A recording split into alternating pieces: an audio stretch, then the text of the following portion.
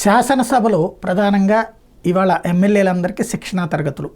అది బడ్జెట్ ఎలా చూడాలి, దాన్ని ఎలా అర్థం చేసుకోవాలి, మూలధనం వ్యయం అంటే ఏంటి, రెవెన్యూ వ్యయం అంటే ఏంటి, రెవెన్యూ ఆదాయం అంటే ఏంటి, అట్లా వివిధ శాఖల కేటాయింపు ఏంటి, ఆ కేటాయింపుల్లో వచ్చేది ఎంత, ఇచ్చేది ఎంత, ఖర్చు పెట్టేది ఎంత, ఈ లెక్కలన్నింటినీ వివరిస్తూ వాళ్ళందరికీ ట్రైనింగ్ ఇస్తూ వచ్చారు.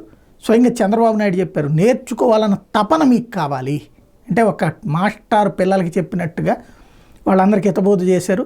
ముందు అసలు నేర్చుకోవాలన్న తపన కావాలి. ప్రజాస్వామ్యం అంటే అసెంబ్లీలో చర్చించడం.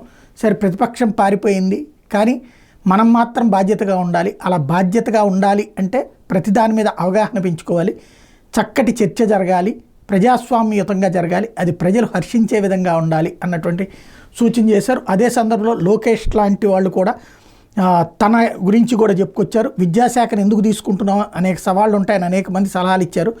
వాళ్ళకి నేను ఒకటే చెప్పేది, దీన్ని ఛాలెంజ్గా తీసుకుంటున్నా. ఆంధ్ర రాష్ట్ర విద్యా వ్యవస్థను దేశంలో టాప్లో పెడతాను వాళ్ళకి చెప్పాను. ఈ విలువలతో కూడిన విద్య ఎంత అవసరం, సమాజానికి ఉత్తమ పౌరులు అందించే బాధ్యత మనందరి మీద ఉంది. సమాజంలో విలువలు పడిపోతూ పతనావస్థకు వస్తున్నాయి. విలువలు కాపాడడానికి నైతిక విలువల సలహాదారుగా చాగంటి కోటేశ్వరరావు గారు లాంటి వాళ్ళని పెట్టాం. దాన్ని బట్టి అర్థం చేసుకోవచ్చు మనం ఏ విధమైనటువంటి ఆలోచనతో ఉన్నాము అన్నటువంటిది.